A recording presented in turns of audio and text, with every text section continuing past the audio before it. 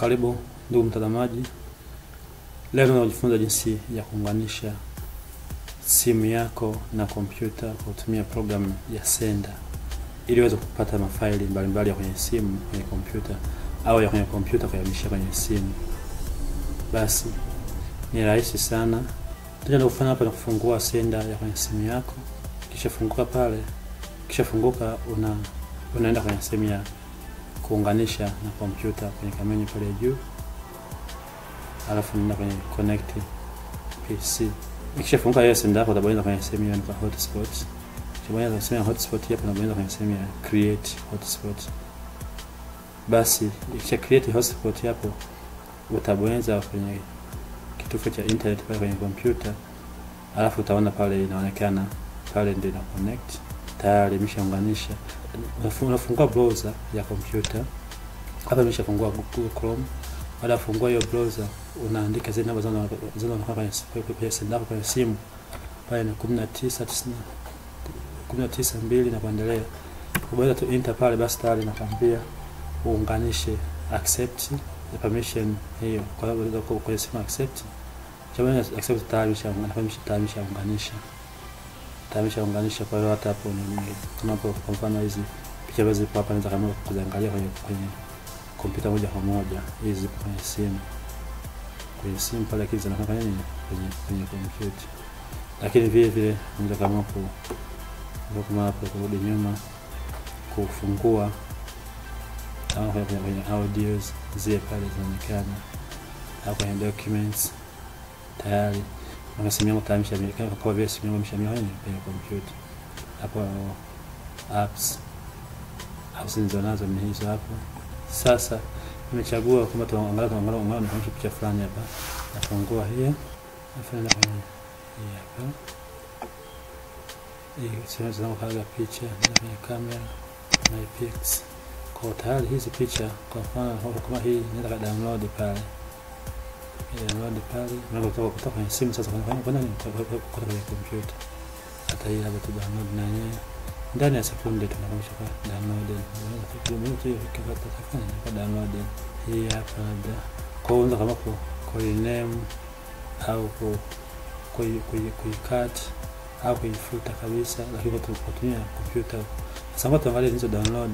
Unabonyeza pale show in folder.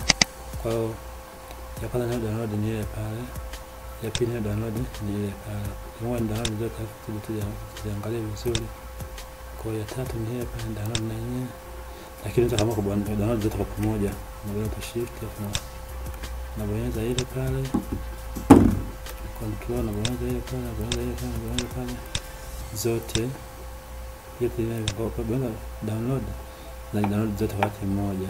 Lakini sasa ukichagua nyingi kwa wakati mmoja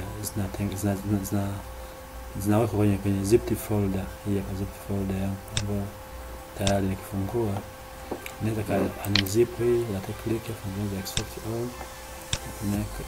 Yes, hapo extract copy zangu zile pale zinaonekana zote. Ya kwanza ile pale, ya pili ile pale, ya tatu ile pale, ya nne, ya tano, ya sita, ya saba. Haya, kwa njia hiyo tu tunaweza kuunganisha simu na kompyuta yako na ukachukua kitu chochote ambacho unataka kuweka au ukaenda kwenye sehemu upload file. Kama unataka kuchukua mafaili kutoka kwenye simu kwenye kompyuta labda yaje kwenye simu tayari ishakuja ile pale. Kama nimesha ndio kwenye kompyuta kuleta kwenye simu. Unaweza kama kutoka kwenye simu kwenda kwenye kompyuta. Kwa mfano kingine labda hapa download video fulani kutoka kwenye simu, kwenye videos pale na video moja ile pale. Kwa nini download pale? Ina MB nyingi lakini inaenda kwa speed kubwa tu. Kwa hiyo haina tena haja mimi kutafuta cable, si kitu gani nitoe kutoka kwenye simu kwenye kompyuta. Hapo kutoka kwenye simu natumia tu Sender. Na hapa situmii internet yote. Ukiangalia hapa situmii internet yote, nasema no internet open. Kwa hiyo nimeshaunganisha hivyo. Ni kwa njia hivyo rahisi unaweza access mafaili yako kwenye simu au kwenye kompyuta, kama kwenye simu au kwenye kompyuta kwa kutumia Sender. na web browser. Na utakapotoka basi unaweza pale log out. Tayari nimekwisha funga. Kwamba kuna nafunga nitoka ndio hapo kwenda kwa kwa njia hiyo. Ndio hapo tena connect tena upya kwa sababu bado ipo pale. Na hata ile address yangu kuna ngapi?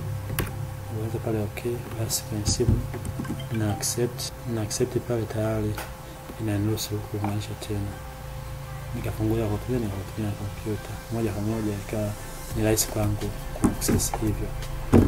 Basi kwa maoni, ushauri, pendekezo tuandikia kwenye comments ili tunajifunza zaidi na zaidi. Au wewe tuambie unatumia njia gani ambayo ni rahisi zaidi, au unaweza kaongezea kwenye orodha yetu. Itasaidia vile vile na sisi wengine wanaweza kujifunza. Karibu sana na asante.